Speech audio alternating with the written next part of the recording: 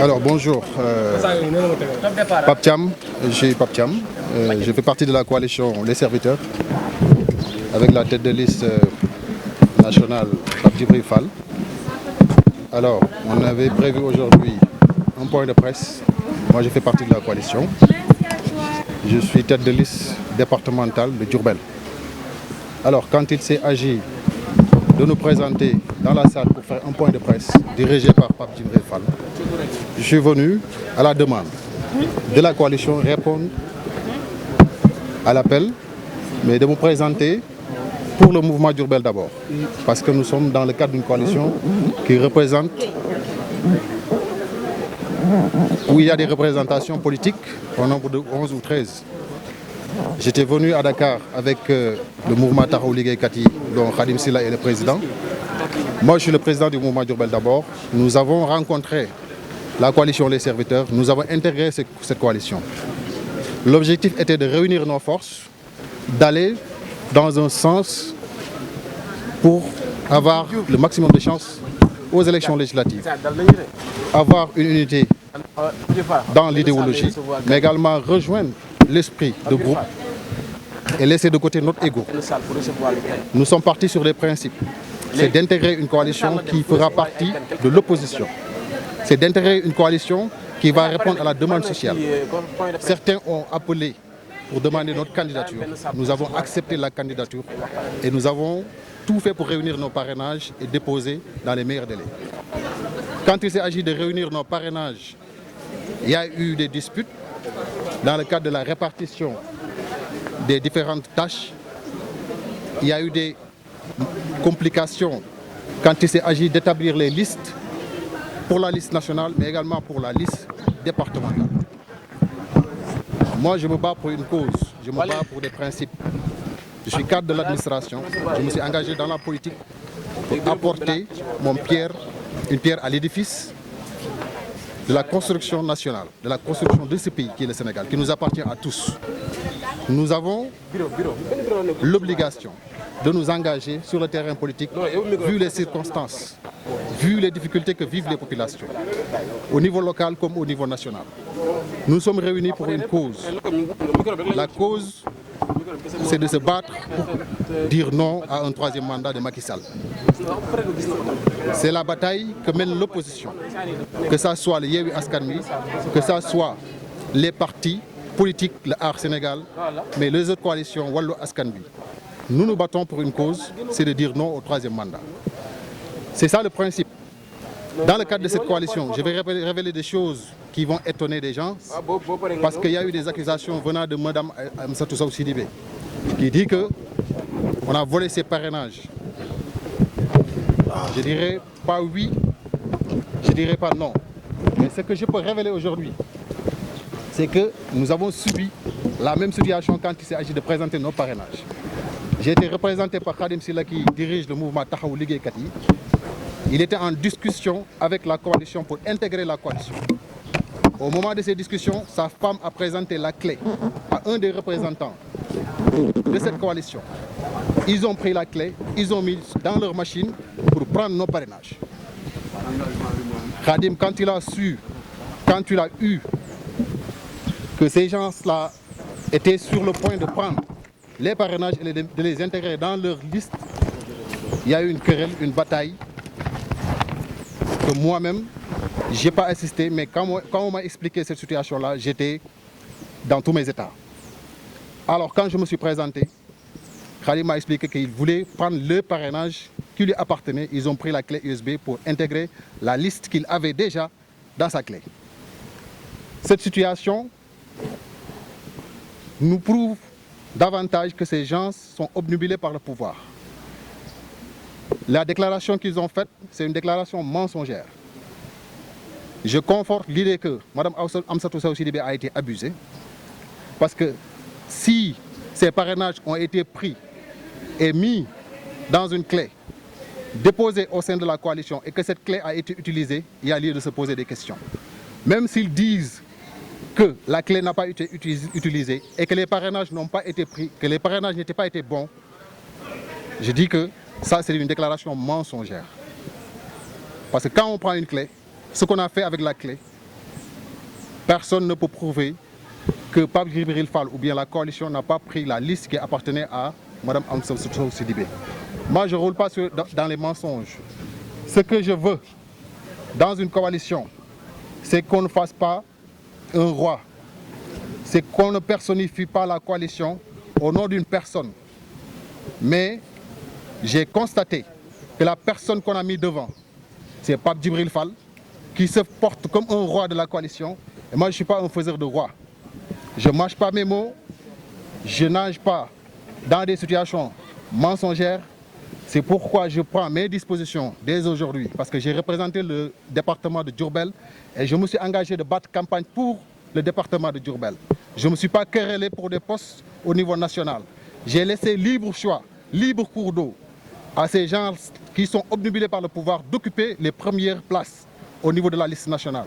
Khadim Sylla, il occupe la 5e place au niveau national et pourtant on était partis au départ pour aller aux élections législatives ensemble.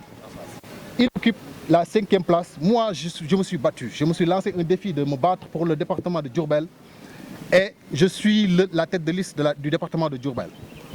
Parce que chaque personne qui s'engage en politique doit avoir une base politique. Vous avez vu dans toutes les coalitions, on se bat pour des positions sur la liste nationale. C'est parce que ces gens-là n'ont pas de base politique. Alors ne nous trompons pas, les Sénégalais doivent ouvrir leurs yeux. Toutes ces coalitions sont en querelle. Vous avez vu des personnalités, je vous dis, à qui on a fait des louanges, à qui nous avons estimé, nous avons une estime démesurée, qui aujourd'hui se pointent pour des postes de députés, qui se bagarrent pour des postes de députés. Je dirais qu'être député ne veut pas dire pouvoir changer le Sénégal. Être député, c'est pouvoir influer sur la décision. C'est pouvoir dire je suis d'accord pour telle loi, je ne suis pas d'accord pour telle loi. Être député, c'est pour participer au rayonnement du droit, au rayonnement de la législation sénégalaise. Alors, ceci étant dit, je prends mes dispositions aujourd'hui, en tant que cadre de l'administration, mais également en tant que leader politique à Diourbel, en tant que tête de liste du département de Diourbel, de m'engager de manière indépendante, de battre campagne de manière indépendante. J'attends rien de la coalition, j'assisterai plus à toutes les réunions organisées par cette coalition et je battrai campagne avec mes propres moyens, avec le soutien des Diourbellois. Je battrai campagne pour réussir le pari, pour élargir ma base politique qui est Diourbel. Parce qu'avant de demander la main au niveau national, avant de demander le vote au niveau national, je pense que tout un chacun doit avoir une base politique. C'est là où il est né, là où il a ses parents, là où les gens lui reconnaissent les actes de bienfaisance. Et sur l'actuel téléphonique de Mme Amsatou Sidibé par rapport à Pape Djibril Fall qui est resté à son départ. Et il a fallu qu'elle se prononce sur WhatsApp pour que vous Assalamu alaikum. Non, s'il vous plaît, d'abord en français, est-ce que vous allez partir sur la liste nationale? Vous allez abandonner sur la liste nationale? Vous allez partir sur... Il a déjà dit, vous l'avez pas, il a déjà dit. Assalamu alaikum, assalamu alaikum, représentation yi fi teew yëpp, assalamu alaikum la presse, assalamu alaikum Sénégal. Mooy njëkkee ci nuyu bi Bawol bi mu dëkk muy Diourbel. Pape Thiam seen doom, inspecteur des impôts et des domaines, leader politique à Diourbel, candidat aux élections législatives, nekk tête de liste départementale de Diourbel avec la coalition serviteur bi nga xam ne tête de liste bi ki ci nekk mooy Pape Djibril Fall. may wax ne li tax ñu dugg ci politique mooy bokk ci ñi nga xam ne danañ jëmmal Sénégal. li tax ñu dugg ci politique mooy bokk ci ñi nga xam ne victoire du Sénégal dinañ mën a yëkkati suñu loxo ne ci lañ bokk. li tax ñu dugg ci politique aujourd'hui mooy siggil ñi nga xam ne ñu ngi nekk ci biir réew mi néew doole amuñu kaddu amuñu ko leen waxal. bi ñu ñëwee Ndakaaru nag ne dañuy déposer suñuy liste parrainage rencontré nañ fi ab coalition bu ñuy tuddee les serviteurs. Au départ li ñu jàppoon mooy man ak Khadim Sylla dañuy dem ci élection législative moom mu yore mouvement bi nga xam ne mooy taxawu liggéeykat yi man ma yore mouvement bi nga xam ne mooy Diourbel d'abord.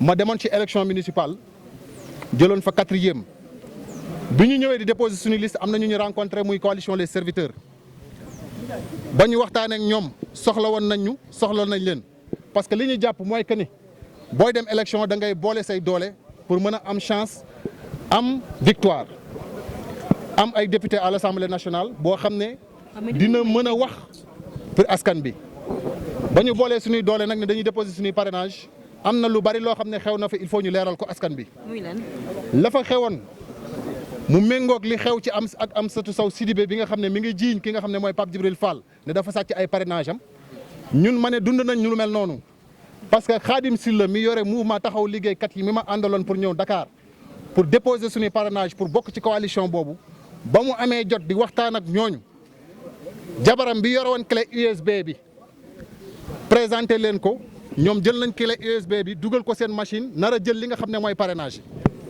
ba ko Khadim Sylla yëgee yëngatu na ba dënnam jóg fa ba ñu xuloo fa ba nar fa xeex ba ma ñëwee expliqué nañ ma situation bi neexuma waaye ñu waroon ànd ci coalition ñu mujj déggoo ci ay conditions ba dugg ci biir coalition bi ba ñuy defar suñuy liste def nañ liste yi ensemble déposé ko xuloo bu nekk am na fa waaye li ñu bëggoon mooy que ni coalition bi am njariñ ku nekk gis ci sa bopp dëkk bu nekk gis ci sa bopp ba ñu déggoon nag ba déposé suñuy liste dégg nañ Amsatou Sow Sidibé mu ne dañoo sàcc ay parrainage am ci la sama xel tey parce que ma ne ñun dund nañ situation boobu parce que bi ñu indee suñuy parrainage dama ne dugal nañ ko ci biir machine bi xamuñ dañ ko jëloon xamul dañ ko utiliser li may dëggal mooy lenn mooy man du ma dugg ci ay fen du ma dugg ci ay mascarade du ma dugg ci ay njuuj njaaj coalition boo xam ne nag dañuy njuuj njaaj wala dañ leen di jiiñ sàcc ay parrainage man duma ci nekk dama ne bu dee parrainage ñun 28000 parrainage lay indil ci coalition bi. bi ñu ñëwee. mais s'il vous plaît. dama ne bi ñu ñëwee parrainage yi ñu indi 28000 la Pape Djibril Fall 8000 parrainage la indi. moins de 8000. APR 18000 parrainage la indi man duma faiseur de roi man duma faiseur de roi li ma bëgg moom mooy xeexal Diourbel c'est pourquoi ma dem ci département Diourbel. Monsieur Cissé monsieur Sey dama ne li may wax danaa ko wax mais dama ne dañoo indi 28000 parrainage dañoo indi 28000 parrainage. Quel problème. ki nga xam ne mooy Pape Djibril Fall mënul am sax 10 000 parrainage ba pare bëgg a jiite coalition bu toll ni les serviteurs. Voyez bien, il faut prendre tout. Man, avec la coalition, man damay battre campagne au niveau du département de Diourbel. Du ma bokk coalition bi dara. Coalition bi du ma ko quitter parce que dama dugal samay parrainage. Mais seen bannière laay utiliser pour dem ci département Diourbel. duñ ma teree campagne parce que ñoom taxuñ may politique. Parrainage nu mu demee 28000 parrainage lañ déposé Pape Djibril Fall 8000 parrainage la indi. Kii di MPR indi 18000 parrainage. baal ma répondre li tax demalu ma sama bopp li tax demaluñu suñu bopp mooy lan mooy dañoo gëmoon ne bu ñu boolee suñuy doole ñun danañ mën a réussir ensemble.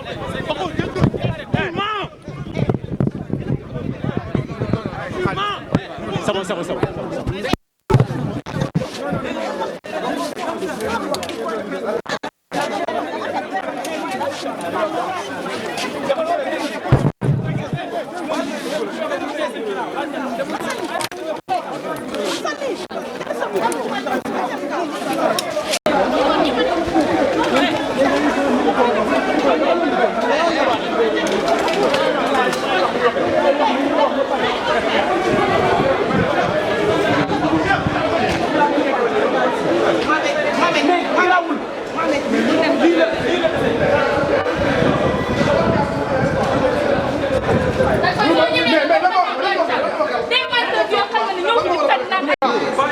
Coalition nébuleuse.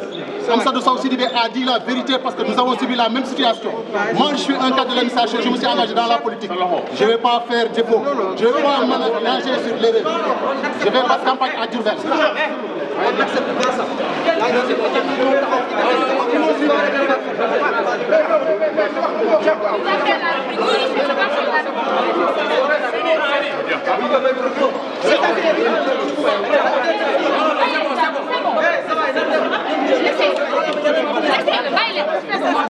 On a déjà parlé. Pas pour la ville de Diourbel. Je ne me bats pas au niveau national.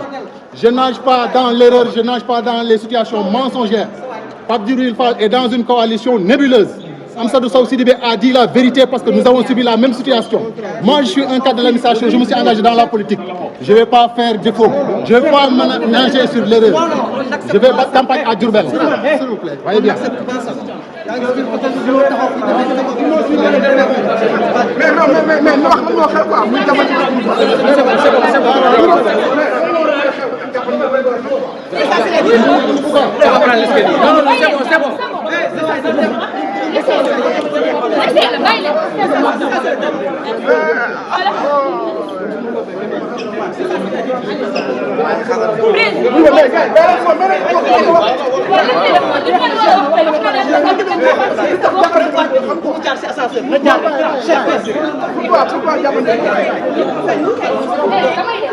ba tey dafa toll fii mu ñëw toogul ñàkk a toog boobu la wax ne moom la mer ndax dafa ñëw installé wuñ ko fi mu war a toog confortablement moo tax mu mer waaye amul benn njuuj njaaj bu am ci parrainage yi. nee na Pape Djibril Fall 8000 parrainage la am lu ci des yëpp. waaw loolu moom man mu ma ci andi tontu loolu mu ma ci andi tontu li am solo moom mooy ñun parrainage yi ñu jógoon Diourbel ci 28000 la 3/4 yi mën naa ko indi bi ñu ñëwee tamit moom àndoon na ci mu dem ci suñu mouvement Takku Liggéeykat yi ma nekk tête liste bi mu nekk Cheikh Diar loolu lañ préparé woon waaw li ñu indi loolu moom après moom dina ko wax mais li am solo moom moo am solo mooy wax na 28000 la andi. non andiwul 28000 man maa yoon parrainage yi 3/4 yi maa ko parrainé te loolu mën nañu indi preuve yi man maa jëlee 29000 parrainage jëlee Diourbel 8000 et quelques parrainage jëlee Fatick 1400 parrainage jëlee Louga 1000 et nangam parrainage li mu andi mi ngi ci kayit bi xam nañ ko. ndax ñàkk toog bi war naa tax tey ñu wax. voilà loolu nag loolu en tant que koo xam ne inspecteur des impôts et domaines la di borom xam-xam di kilifa wóor te ñàkk a toog rek tax mu ñëw fii pour wax ak yi pour yàq loo xam ne ñun liggéey nañ ko ñun lu ñu nekk lu leer la nekkuñu ci loo xam ne lu lëndëm la ñun ay kilifa lañu ay responsable ay donga daara lañu ay boromi xam-xam lañu ñëw ñu fi di polémique ñàkk a toog nag dëgg yàlla wóor a tax nga ñëw boo ngeen déglu discours bi suñ ko dégloo lépp lu mu war a am ci cër ñu ngi allié lim nañ ko man bi ma jëlee kàddu wax naa fi ma jóge ak ñi ma àndal ba egsi fii jàpp naa ne loolu mooy question bi am solo mooy ñëpp ñu wax waaye man ñu jël kàddu fi ma allié ci ginnaaw wax ne kat maa ngi sant waa Diourbel di sant mouvement Diourbel dama bi nga xam ne wóolu nañu ànd ak ñoom di sant waa Touba yëpp ñi nga xam ne per nañu di sant sama mbokk français yi jàpp naa ne loolu ci bu war a am nañ ko amaa jëmmi nag nit ku nekk nag li si dina ci boppam bu ko neexee génn woo journaliste ne may wax sama xalaat waaye jàpp naa ne li tax moom moo war a wax mooy dafa wax ne dama ñëw installé wuñ ma loolu la war a wax su boobaa ñu xam ne loolu moom normal waaye bu ñëwee ne dañoo trafiqué ay parrainage loolu amul te maa ngi défier mun andi benn preuve ne loolu amul maa ngi sant ñëpp nga xam ne question bi wax da ngeen topp waañ ci yoon wala non duñ ko yóbbu si yoon amuñu boobu jot ñun ñu amuñu temps boobu li ñu am moom mooy li ñu andi Sénégalais yi mooy ay njëriñ ñu indi Sénégal loo xam ne ay liggéeykat lañu ay liggéey producteurs ñu andi leen góorgóorlu ba andi ba toll fii duñ bàyyi koo xam ne vraiment dañ ñëw xamuñ lan ban intention la am ndax it vraiment fekkee ne ñun ñoo ànd ñëw war nañu consulter ñu waxtaan ci ma xam yéen di solidaire mais bu jékki-jékki yéen di jàpp naa ne loolu moom la engagé nag ñun li ñu tax a jóg mooy fulla ak fayda ak posté ak bépp question bu ñu laaj ñu tontu yaakaar naa ne moom laaj leen ko ñaata parrainage ak joxe bu ko waxee moom su waxee wante bi la andi dañ ci ëpp ci parrainage 3/4 maa ko andi li ëpp ci coono yi ñoo ko def kon nag li am solo moom mooy yéen bu ñu àndee moom loolu loo xam moom mu pare woon ànd ak ñun ci dem ci bannière mouvement taxawu liggéeykat yi bu ñu xoolee suñu caution bi mouvement taxawu liggéeykat man maa ko bese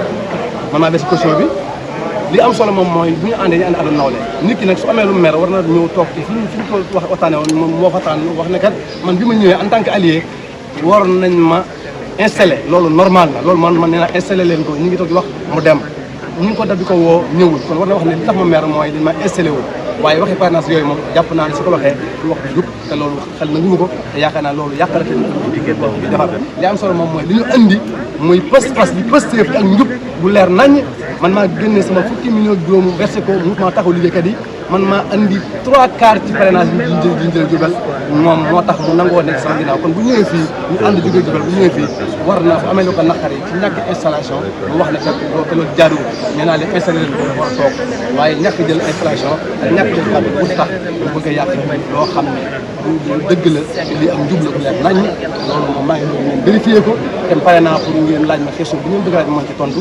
wasalaamaaleykum wa rahmatulah. pare ngeen. léegi précision